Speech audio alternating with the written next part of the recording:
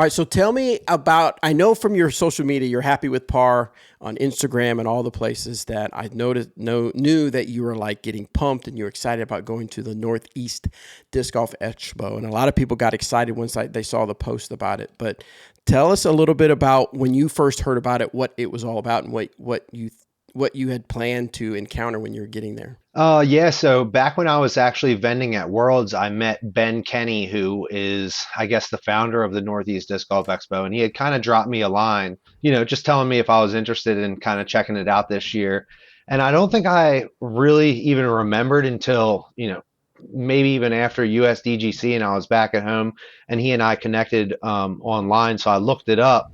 And last year, it was kind of just a very small trade show, disc golf trade show, just very industry oriented. So in my mind, I kind of, saw this as a really good opportunity to make some sales and also just do some networking, within the disc golf community. But as I started to pay attention on social media and seeing more of the vendors that were being dropped and, this guy Ben, and through the Northeast Disc Golf Expo, social media was kind of, promoting that, hey, we've got twice as much real estate as last year. This thing's going to be huge. I started seeing Innova, Discraft, MVP. Everybody was signing on, and that's when I got really hype and just knew I had to get up there. Well, now I feel I am ignorant. I didn't realize that they had already done it. I thought this was the first year they did it. So they actually was it called the Northeast Disc Golf Expo last Yep. year as well? Oh, wow. I didn't know Yeah. that. Yeah. So last year it was held at the same place, but I think they only maybe rented one of the rooms. And like I said, they told me that they doubled space. So I mean, I guess they doubled vendors, maybe even more than that, because one of the rooms was pretty big. And then the other one was nice size too. Actually, there was another room as well where they were doing like panels and stuff. So they had the whole kind of conference center of this, this big hotel and conference center sort of retreat, all blocked off just for the disc golfers. So it was pretty big, and I think there were maybe, I might be totally making this up, but I think I'm in a roundabout house of 3,000 tickets were sold for the first Oh, day. wow. Yeah, That's so it awesome. was packed. It was really packed, and there were exclusive releases from a lot of the manufacturers there. Obviously, I was rocking with Clash, and they brought some of the tone plastic or the tone technology to showcase. And then you had Paul Macbeth showing up with the Kratos release. Innova and Big Germ were there, so it was really just kind of like a who's who within the disc golf industry and a great opportunity for disc golf enthusiasts and kind of just fans wanting to spend some money and fully immerse themselves in the community and scene. It gave them a really good opportunity while on the East Coast and especially Northeast it's been kind of crappy weather, so you haven't been able to get out and play as much. Yeah. This was really an opportunity to just like kind of fully be in the mix. So when you first got information, so you first got the information, and was it a thing where like you paid a certain price as a vendor, like you could like different size booths and stuff like that? Yeah, yeah, totally. So I think they had, there were maybe two or maybe three options for booth space and then tiers for sponsoring the event as well and sort of contributing in that fashion. And, I'm a little guy, so I just kind of went with the basic 10 by 10 space, but, I felt that's all I really needed to kind of Oh yeah, make my sure. impression there. Yeah. And so, did they have other activities there besides just kind of the trade show?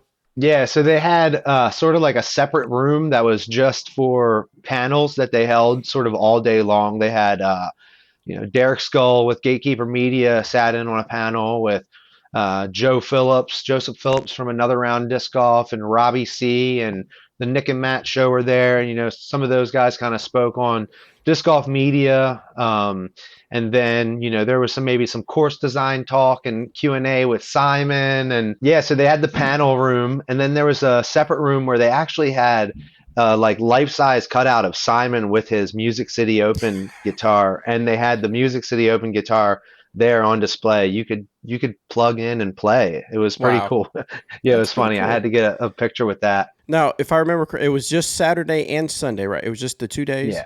Yeah. and then were the was Was there anything different for each day as far as the vendors, or it was just more just, Saturday we're open these hours and Sunday we're open these hours? Yeah, it was sort of that deal. They were open, I believe, Saturday from like 10 to 7 and then Sunday from 10 to 7 as well. Things that might have varied were kind of booth to booth. Mm. They might have had different releases at different times or different activities, signings and stuff like that to sort of entice you to come back. And then, yeah, attached to the property was a 9-hole glow course. So I Oh, think they wow. had tea time set up for that, and that kind of brought people in as well. So yeah, it was cool, man. Did you ever get a chance to walk around? I did, yeah. There was a couple times where I just kind of lean over to Marku and I'm like, cover the booth. I got a QR code up. Um, Maybe I got to grab a bite to eat, and in the meantime, kind of take a stroll. And yeah, everywhere I went, man, it was really really cool because I mean, it's just the only people there are there because they want to be there. They paid a ticket to be there. So they're quite enthusiastic, about kind of just bopping around and, getting a hold of special releases. I know a lot of people kind of came up to my booth early on and, because I was in sort of like the first room and Hmm. would kind of like chat with me, but you could see like their eyes were scanning the perimeter like the whole time because nobody wanted to miss out on anything like early on. So, yeah, it was a lot of excitement and I don't know. I What? definitely see this happening more in the future and definitely just growing bigger and bigger. Yeah. What were some of the special drop? I know, like you said, Class Discs had the Tone, and then Yeah. Paul Macbeth had one of his releases. Was there any other manufacturers that had like a event only release there? Thought Space was there, and I know that they released. I know that they released some apparel. They may have dropped like a special foil stamp disc or something like that. Not necessarily an exclusive mold. Gateway had a lot of stuff that released over at their booth, and then Happy with Par. We released gibbets for the first time, so I brought the first ever croc doodad to market. Um, and then I also did a collabo T-shirt with Gatekeeper Media. So we did 50 exclusive artwork, and then in two separate colorways. Yeah, it was cool. Oh, and yeah, MVP dropped some glitches and maybe some watts with Northeast Disc Golf Expo stamps. Lone Star Disc dropped like some exclusive stamped. I believe it was like their Glow Benny. It's like one of their beaded putters. So there was sort of like little variations of something kind of everywhere, to really entice you to visit each booth. Yeah. Now, was it more or less like a? I don't want to. I'm not. And I don't mean to say this as a derogatory, but was it more like just a glorified fly mart, or was it? Did it seem more special than that? I mean, I don't, to be honest, I've never really attended a fly mart aside from, just vending at one of the events that I've been to. So it's kind of hard to say that. But I guess I would say it was different and maybe more that because of sort of like around the clock activities happening Mm. where, there was the 9-hole glow course out back. There was a mini course actually built into the hotel conference center and, people's rooms are sort of, surrounding all of this. So it was really like, I don't know, more like a retreat. It felt more kind of like a disc golf retreat for like the weekend. I just didn't get time to play like full rounds. Oh, I think it's awesome. In fact, when I remember, I think it was Infinite Disc, right? That was going to have Disc Golf Con, and it got canceled because of the pandemic and all that.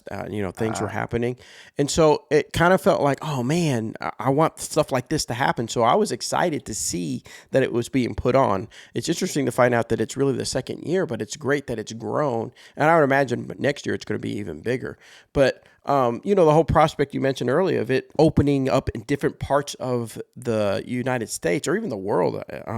I think I saw Michael. I can't know if it pronounces his last name Bowie or Bowie, but yeah, Heatland Disc Golf, a great guy growing the sport over there, and he was like so excited about attending it. He's thinking he wants to do one over there overseas, which I think is yeah, I amazing. saw that. I actually thought I reached out to guys at Tulsa Disc Golf Club here, the Tulsa Disc Sports Association. I thought, man, I wonder if we could do one here because that would kind of be the mid region Yep.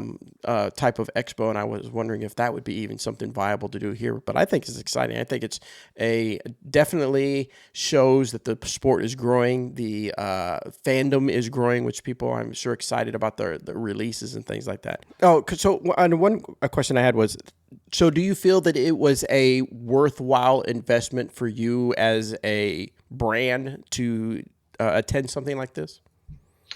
Yeah, I definitely do. I mean, once again, I kind of went with the 10 by 10 kind of smaller footprint. But, I feel like I'm a little bit, still one of the little guys. I feel that I met a lot of other kind of little guys when I was up there and, you know, even felt like I was able to pass off a little bit of knowledge or just support in that way, which, connected me with some more people who it's just that's the part of the community, just kind of keeping that train rolling. Definitely some networking in the background as far as like business stuff. And yeah, I mean, my sales are good because we're talking about really a consumer oriented event. I mean, the whole Hmm. thing is like you're planning to go there and spend money. So Yeah. yeah, it was good. I had a blast and I would definitely do it again.